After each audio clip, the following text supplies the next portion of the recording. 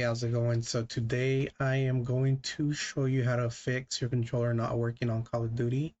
There's several methods that you can do to kind of troubleshoot your to see what your issue is. One of the most common things you want to do is restart your computer, make sure your controller is updated, make sure your graphic cards are updated.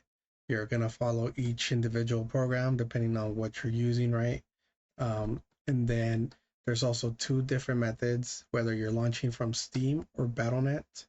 I don't like adding games like this to Steam because there's this whole mess where your controller will be read by Steam as kind of like a mouse and keyboard, which is going to give you that issue of your right stick not working and acting more like a mouse. So what we're going to do here is we're going to launch through Battle.net, and it's relatively easy to do. So let's go ahead and jump over to the game. Okay, so what we're going to want to do is, now that we're in the game, we're going to go to our settings. We're going to go to keyboard and mouse, and we're just going to want to make sure that it's under controller. Typically, once you select this as controller, the controller version will also be already in controller. That's pretty much it. Now go ahead and exit the program.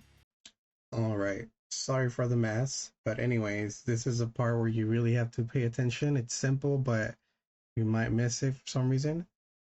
Okay, so you're currently in Battle.net right before you launch the game, right?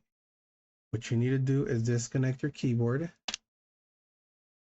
So now you have your controller and your mouse connected. Go ahead and disconnect your controller. It should turn off if it's cable only. If it's Bluetooth, you want to hold the power button to turn it off. So at this point, your controller and your keyboard is off. So what you're going to do is, with your mouse, you're going to launch the Call of Duty game and you're going to turn it off. Now go ahead and connect your controller so that it turns on. So at this point, you only have a controller connected, your keyboard and mouse are off. If, as you're launching the game, it asks you if you want to run it normally or in safe mode, then go ahead and use your arrow keys and enter to select to run it normally. If you can't, then go ahead and turn on the mouse and select run it normally. Once you do that, turn off your mouse. So again, at this point, we only have our controller on. Once the game launches, it should read only the controller and allow you to use the controller to play. Then you can go ahead and connect your keyboard, go ahead and turn your mouse on. If you can connect your keyboard, there we go. Turn your mouse on, and you should be good to go. You should still have a function of the controller and be able to play. What typically happens is that the game will read the keyboard and the mouse as the primary controllers, let's say, and that sometimes bugs out and it won't read the controller itself.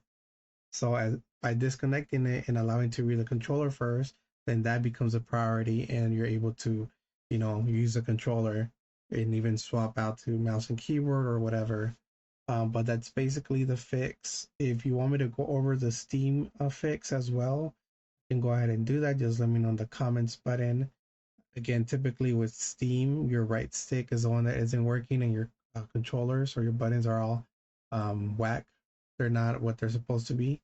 But yeah, let me know if this helps you out. If it doesn't, then let me know kind of where you're stuck at, what's going on with your problem, and we'll go ahead and try to fix it together.